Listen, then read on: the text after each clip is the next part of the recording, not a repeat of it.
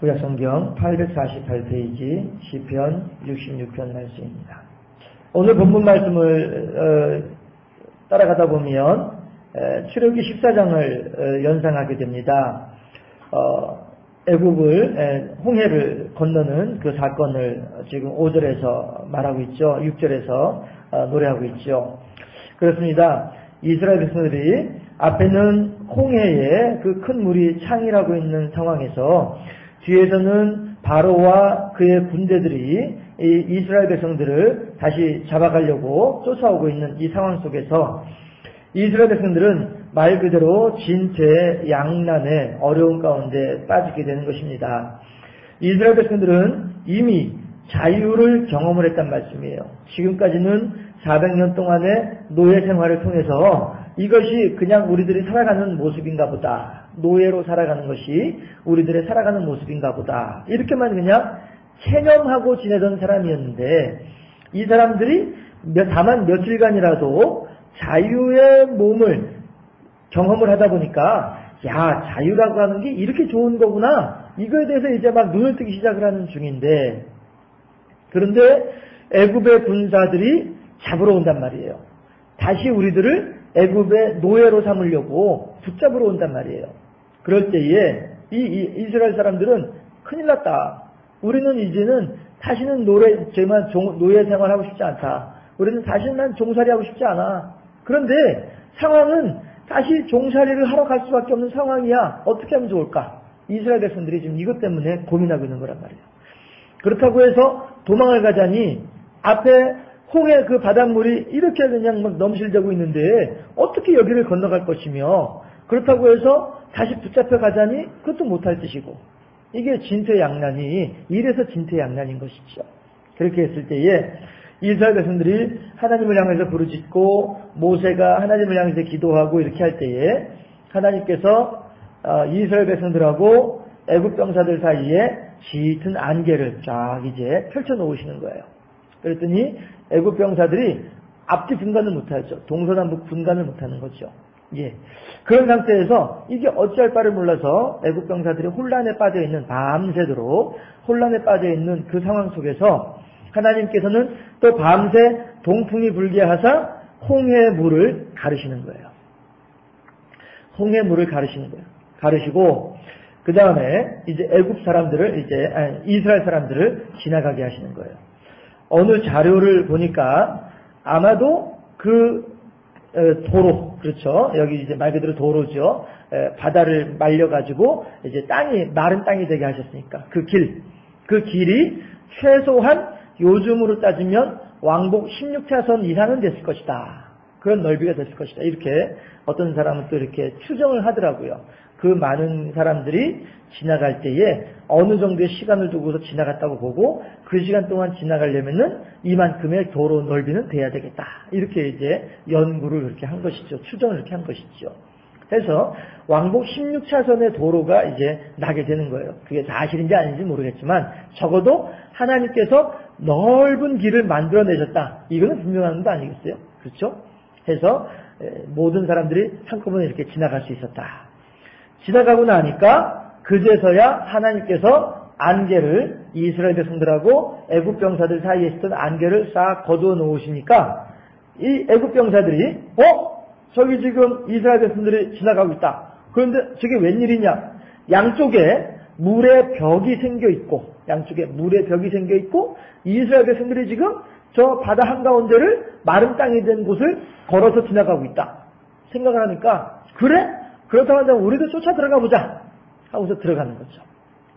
들어갔더니 이제 이스라엘 백성들은 다 저쪽 끝으로 도달하고 그 다음에 애굽 병사들은 이제 뒤쫓아 들어오면서 다 이 한가운데로 들어오고 이렇게 됐을 때에 좌우 물의 벽을 하나로 합쳐버리니까 어떻게 이 사람들은 다 이제 멸망하게 되는 거죠. 실제로 애굽의 역사를 보게 되면 이집트의 역사를 보게 되면 이집트의 역사가 10몇 왕조까지 있거든요. 10몇 왕조까지, 그러니까 한 20개 가까이 되는 왕조가 애굽에 있는데 그 중에 한 왕조가 정말로 잘 나가던 그런 나라가 있었어요. 그러니까 우리나라로 따지면 이제 신라, 통일신라, 고려, 그다음 후고구려, 조선 이렇게 이제 왕조가 바뀌잖아요. 그렇죠? 바뀌는 것처럼 애굽에서도 이제 그런 식으로 이렇게 왕조가 이제 바뀌어지는 역사가 이제 고고학적으로 있는데 어느 한 왕조를 보면 정말로 강성한 그런 왕조였었어요. 그리고 기록에 보면은 말들도 많이 가지고 있고 병사들도 많이 가지고 있고 하는 그런 왕조가 있었는데 이 왕조가 별다른 이유도 없이 그냥 망해버리는 그런 역사가 애굽의 역사에 나타나고 있단 말이죠. 그래서 사람들은 출애굽하는 시기를 요때로 추정을 하고 있는 거예요. 이때쯤에 이 왕조가 갑자기 멸망하는 이유를 보니까 아마도 출애굽이 이때쯤에 이루어지지 않겠느냐 이렇게 사람들이 추정을 하는 거죠. 그럴 수밖에 없는 게 그렇게 잘 나가던 왕조가 갑자기 어느 날 하루아침에 그냥 싹 사라져버리고 말아요. 그렇게 하고서는 이제 저쪽 강 건너편에 있던 그 낙타를 타는 부족들이 이제 쫓아 들어와가지고 왕이 없으니까 나라가 없으니까 거기 들어와가지고서 자기들이 이제 임금 노릇하면서 나라를 세우고 이제 이런 역사들이 이제 고고학적으로 발견이 되거든요. 그러면은 성경의 출애굽기 14장을 보게 되면 애굽과 그의 모든 군대라고 했단 말이에요.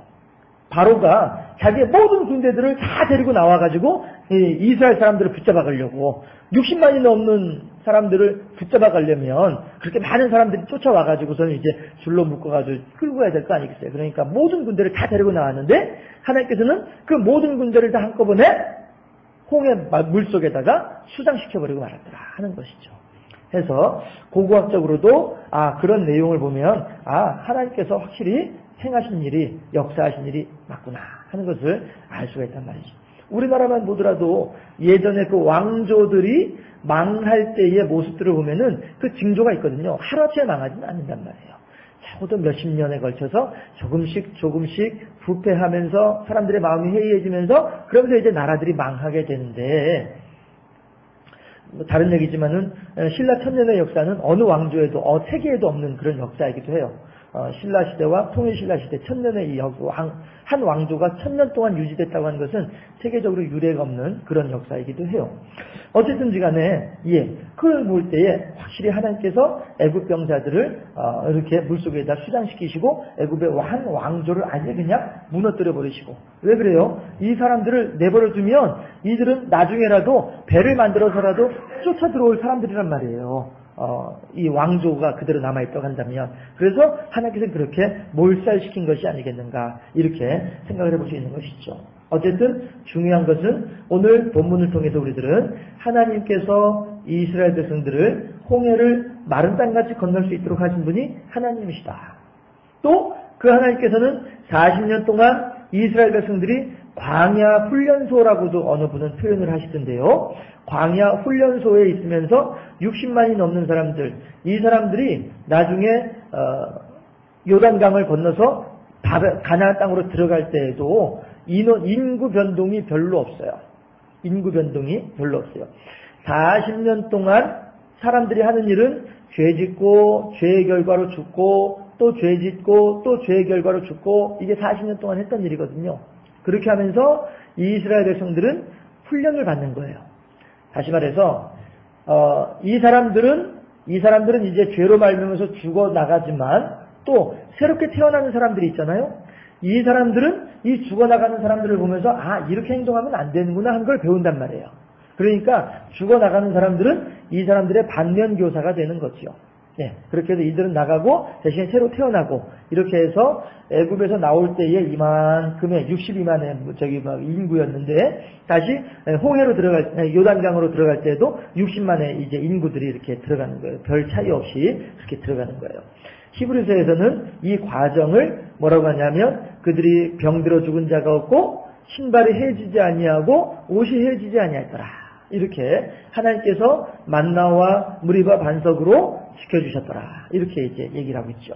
해서 그 광야 훈련소 40년의 세월을 지내고서 요단강을 지나갈 때에도 요단강도 마찬가지로 제사장들이 언약궤를 메고 있는 4명의 제사장들이 요단강에 발을 들이대는 순간에 요단강이 쫙 갈라지면서 또 이제 그 60만의 또 인구들이 요단강을 건너갈 수 있도록 그렇게 하나님께서 행하시더라 하는 것입니다. 그런데 10절부터 한번 보실까요? 10절부터 제가 봉독할게요. 하나님이여 주께서 우리를 시험하시되 우리를 단련하시기를 은을 단련함 같이 하셨으며 우리를 끌어 그물에 걸리게 하시며 어려운 짐을 우리 허리에 메어두셨으며 사람들이 우리 머리를 타고 가게 하셨나이다. 우리가 불과 물을 통과하였더니 주께서 우리를 끌어내사 풍부한 곳에 들이셨나이다. 아멘. 이게 뭐예요? 우리들은 시험거리가 오고 우리들은 어려운 일이 오면 아이고 하나님 대체 이게 왜 그런 거예요? 무슨 일입니까? 이럴 수 있습니까? 하나님한테 이렇게 우리가 얘기하기가 쉬운데 여기에서 시편 기자는 뭐라고 얘기를 하냐면은 이 모든 어려운 과정들에 대해서 하나님께서 그래 행하셨고 그 일들을 우리가 잘 견뎌내고 나니까 하나님께서 우리들에게 풍부한 곳으로 들이셨도다. 이렇게 얘기한단 말이에요. 우리들은 이거 지나온 날 그 날을 생각하면 지금도 내가 이가 부득부득 깔려? 아니라는 거죠. 이스라엘 백성들도 마찬가지로 그때를 생각하면 정말로 끔찍하고 그날만 생각하면 다시 한번 가슴이 벌렁벌렁하고 이랬을 텐데도 불구하고 이 시편 기자는 그렇게 슬픔과 고통과 원망의 시간으로 기억하지 않아요. 그 시간들을 지나고 보니까 하나님께서 오늘 내게 이러한 풍부한 곳으로 인도하셨구나 이렇게 고백하는 거예요. 그렇다면 우리들도 마찬가지로 이 시편 기자의 모습을 따라서 우리들도 그래요 하나님 지나온 날들은 불기둥이었습니다. 지나온 날들은 구름기둥이었습니다. 하나님께서 우리들로 하여금 불을 통과하게 하시고 물을 통과하셨습니다. 그러나 그 통과할 때에도 하나님께서 우리들을 도와주셔서 우리가 통과하게 됐고 그 모든 과정들을 거치고 나니까 하나님께서 오늘날 우리들에게 이만큼의 풍부함을 허락하신 줄로 믿습니다. 이렇게 우리들의 지나온 날들을 슬퍼하고 아파하고 힘들어할 것이 아니라 도리어 그때에도 함께 하신 하나님을 우리가 고백하면서 그 하나님께서 오늘도 나에게 이만큼의 은혜를 더하셨구나 하는 것을 찬송할 수 있는 그런 우리들이 됐으면 좋겠다는 것입니다. 그렇게 하니까 7절에서는 악인들은 악한 사람들은 교만하여져서 하나님의 말씀을 듣지 아니하지만 그러나 19절 20절에 보면 하나님을 찬송하리로다 그가 내 기도를 물리치지 아니하시고 그의 인자하심을 내게서 거두지도 아니하셨도다 라고 얘기를 하면서 나는 겸손함으로 하나님의 행하신 일들에 대해서 듣고 하나님을 찬양하겠습니다 라고 고백하고 있는데 우리들도 마찬가지로 시편 기자의 신앙 고백을 따라서 우리들이 악인이 되어져서 교만하여져서 하나님의 말씀을 외면하는 것이 아니라 도리어 하나님 앞에 겸손하게 하나님을 기쁘시게 하고 하나님을 영화롭게 하는 마치 거라사 광인이 군대 귀신이 나가고 난 뒤에는 예수님 앞에 옷을 단정히 입고 예수님 앞에 딱 앉아있으면서 예수님의 말씀을 듣는 경청하는 것처럼 우리 또한 그렇게 하나님의 말씀을 경청하며 하나님의 뜻에 순종하는 그러한 삶을 살아가는 우리 모두가 될 수 있기를 주님의 이름으로 축원합니다. 기도하겠습니다.